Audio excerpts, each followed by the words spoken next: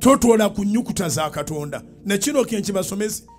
Buli lwoba ng'owandiika ku Katonda Kitaffe, ng'owandiika ku Katonda Omwana, ng'owandiika ku Katonda Omwoyo Omutukuvu, ennyukuta esooka ebeera capital letter. Mwabawala ab'ennaku zino n'abalenzi ba .com generation manya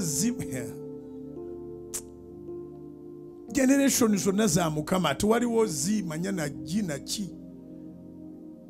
Towandiikanga message ng'ogamba praise Jesus, kubanga praise etandika every statement when it's starting it starts with a capital letter. Esimu naye ekimanyi, naye ebigambo ebiddako eno munda biba bya small letter. Wegenderezenga nnyo towandiikanga Jesus ya small g, oyo abalubaali. Towandiikanga God wa small g. Ekyawula Katonda ffe ku balubaale owaffe wa capital G.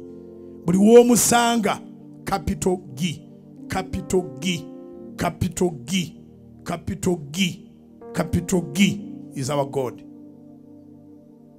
Yahweh is capital Y.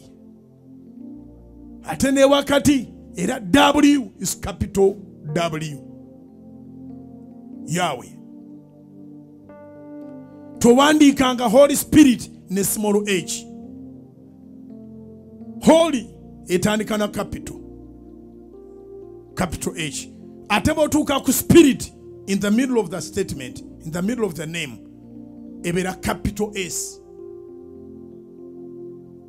Ebeera capital S.